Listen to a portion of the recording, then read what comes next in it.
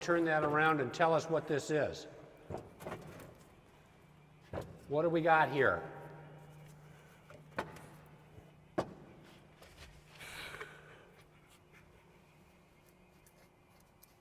It's upside down. But anyway, this is a balance relay. This is telling me how much regeneration is coming in. And there's a dial, must be on another panel here, but there's another like a rheostat dial, and you can see it in some of the photographs.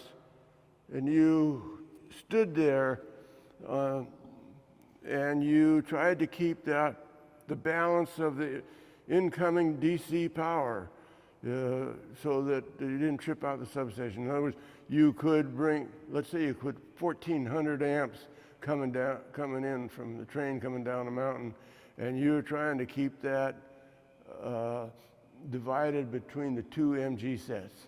Because if you got out of balance, the one that had taking in the higher load would steal it all, and then it would trip out.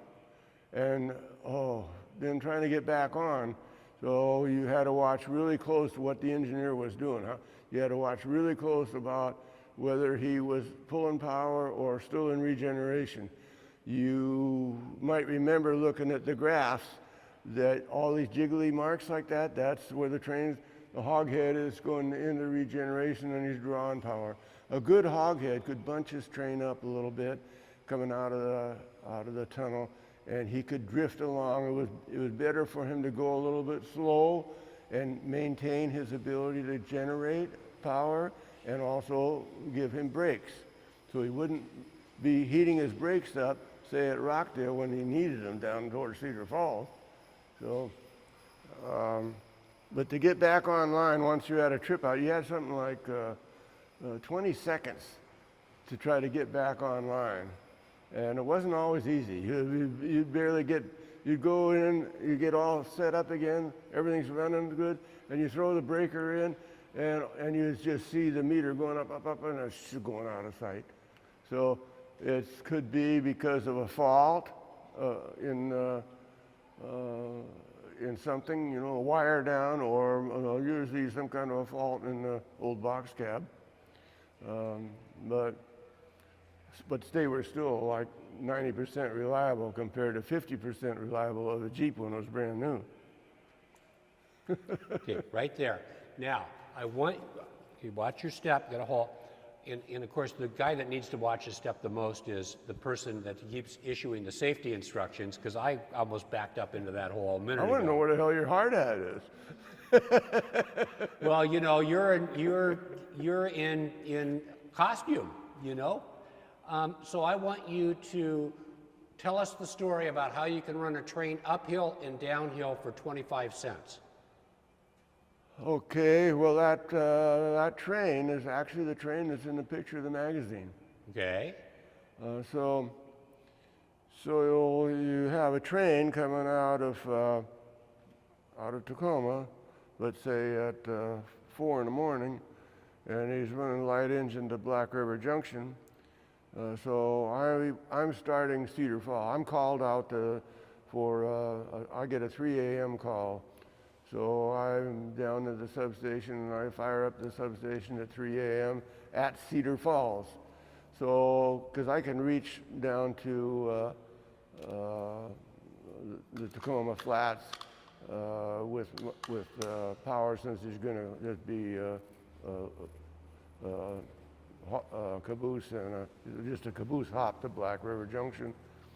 And so rather than start renting, I run Cedar Falls, and so I have Cedar Falls running before we reach the peak load time, where we're going to be paying 3 or 4 times the kilowatt rate with Puget Energy. And so I get the train, then makes a pickup at Black River Junction, and he gets up to Cedar Falls maybe at 0800 or 900, and then then he does some bull cooking there with picking up or setting out for the Everett branch line. And then he has to go in the hole. So he goes in the siding, he pulls right up almost to the Cedar Falls substation. And I don't know, what the hell's he doing sitting here? So I call the depot, and they said, well, 261 is coming. So I look up, and sure enough, here the signal turns yellow and then red, and so 261 is coming in, and 261 goes by, and then the guys on E39, the crew on E39 had gone to the beanery for breakfast, I guess. And so then they come out there, and they get in the E39, and he has to back up a little bit because he had to make a cut in his drag for the street that goes, there's a road that goes down to the depot and to the Seattle Water Department, Seattle City Lights. So he had to bump a couple up again there. And then they line the switch to go to the main.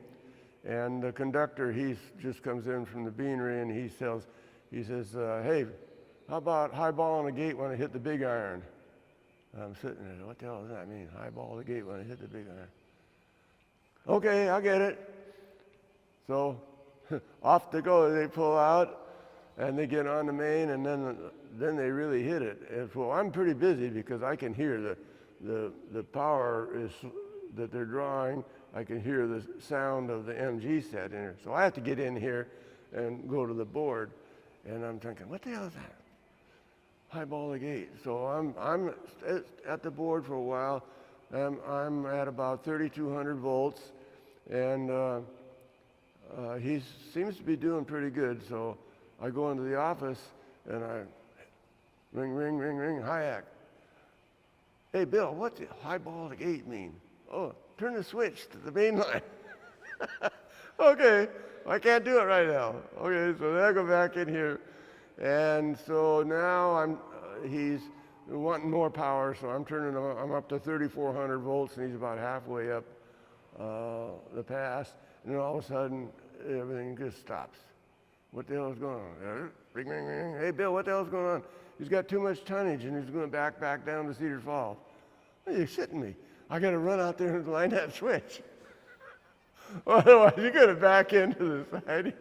So I go up there, run up there, and I line the switch for the main, come back down here, and by the time I get back down in the substation, I got it, the signal is yellow. So he's about 4 miles away, 3-4 miles away, and pretty soon it's red, and pretty soon here comes the crummy. The crummy is the caboose, and so the conductor is going like this to me, you know, and so he's wanting me to jack up the power.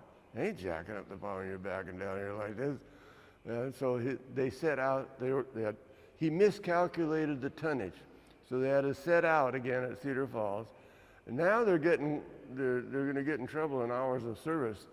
So he comes out of Cedar Falls. He must have been going by the substation at 30. And he's pulling. I'm barely hanging in there. I'm at about 3,200 volts, and he's going by me. And he's pulling everything I got. And then I come back and I double check, and I see the yellow signal, so then I jack it up to like 3,300. And once again, I take a break. I get Bill. Bill says, well, I'm already on, Frank. I'm up at 3,400. Okay, goodbye. I come back in here and stand at the switchboard. And all goes well. He makes it up there, and he made it here at 12 hours of service. That's kind of a long story. So to continue the overall circuit of that train. So here we took about maybe after the tonnage reduction, maybe 1,800 ton train up over the pass. So that train then goes to comes through here, and it goes to Kittitas, and then goes to up Boylston, or up this side to Doris, Saddle Mountains, and then down, goes to Othello, and he delivers his eastbound tonnage there. He may have stopped at Kittitas to pick up something, but anyway, he goes to east. So he gets called out the next morning, So Doris, Taunton comes online and brings him out of Othello, and he's got some empty beet hoppers and a few loads of a few boxcars. And he makes it to Kittitas, and so I'm kind of getting ready. Well, lo and behold, it's going to be called a kitty turn. So he comes to Kittitas and he sets out these beet hoppers, and he picks up beet hoppers. They used to raise a lot of sugar beets in the Kittitas Valley. And he spots potato, boxcars for potatoes at 2 sheds. And then he goes back east. And they get back to Othello, and they tie up at the hotel over there. And then he comes out the next day, and he's got a pretty big drag, a lot of empties, but he gets up over past Doris, Saddle Mountains. He gets over the Saddle Mountains, does a really good, comes here, get crew change, and Hyack is running, and so the train gets to barely past the substation of Hyack, and Bill calls me. He says, "Hey, Bill, I got a hot day." Or Frank, I got to get out of here. And so he says, "I'm shutting down." I said, "Okay." So to be on the safe side, I started renting. Now this is like at 2 o'clock in the afternoon. The electrical rate goes back up to the triple or quadruple at about 4 o'clock. Run between 4 and 7. You don't want to start. So already being running, it doesn't take much power since you're already running. It's like your car idling. And so this train is 100 cars long and a great hoghead. And he come out of the tunnel and he went into regeneration, and he kept that thing kind of bunched up, maybe pull a little bit. I was amazed because instead of being like this, it was kind of like this. Really knew what he was doing. And so now he's at halfway down. He's not quite at Ragnar, and he's pumping about, I'm bringing in about 1,200 amps on each MG set. I cannot leave the board. I'm right there keeping my hands on, what the hell are they? On those two dials, those two round things there. Yeah. These ones here? I'm keeping my hands right on those things to keep this balance, this thing balanced here. And I can see this. And so I'm not really sweating, but I'm hanging in there. And so I reduced the power down to 3,000 volts so that I could carry more amps. I could bring in more amps I could bring in more what is feeding. And if I had a trip out, it wouldn't be as bad as if I was right at 3,400 volts. And so he drifts right through Cedar Falls. He doesn't stop here. He's got no opposition. I called Jim Urban down at the depot, cranked my phone.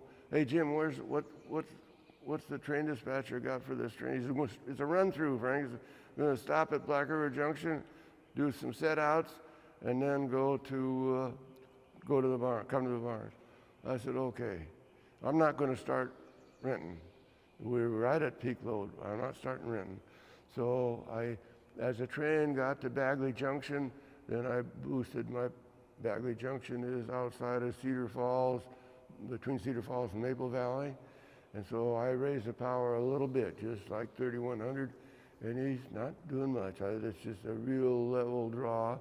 And so he gets to Renton, as he gets to Black River Junction, and I'm up to 3,200, and I can see he's setting out by looking at he's going forward and back and forth, setting cars out at Black River, and you see it in the red ink.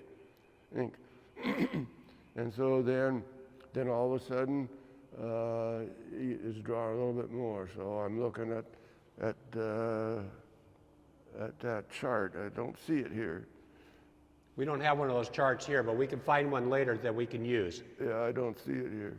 You Anyway, mean the wheel report, right, where it shows the voltages? so it's a level line, and so I look at my clock, and so it's like maybe 5:45, not quite 6 o'clock yet, and I'm at the desk, and it's time for me to go home.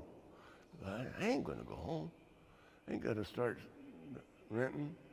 So I stayed here in the substation, and I watched everything, and it was just a red line like this for like 45 minutes. It was the time it took them to get from Black River to Tacoma, and then I saw a couple of jiggles.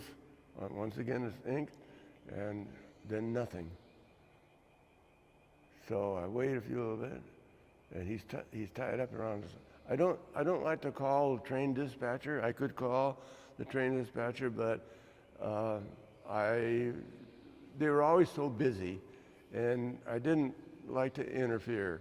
So I just shut down Cedar Falls, and nobody said anything to me, so I must have been all right. So it turns out that on the meters, I can't tell you which meter it is here. These are load meters here. Oh, it could have been. Oh, there's the ink. That's the ink graph there, I think. Yeah, that's the ink graph right there. You see? Yeah, so you can see as the train goes over 24 hours, it shows the amount of current, right? Right. Yeah, okay. And so now the next thing that I do is I take that graph out of there, and I put it right over here. I used to have a desk. I sat just about where this pillar is, and on that desk was a big paper sheet that you signed in what time you came in, what the voltage was on the high line, any strange things in operation, and then you also signed out on it, and then you attached this to that big paper, and then that went to the head of the electrification at Tacoma, at the Tacoma substation.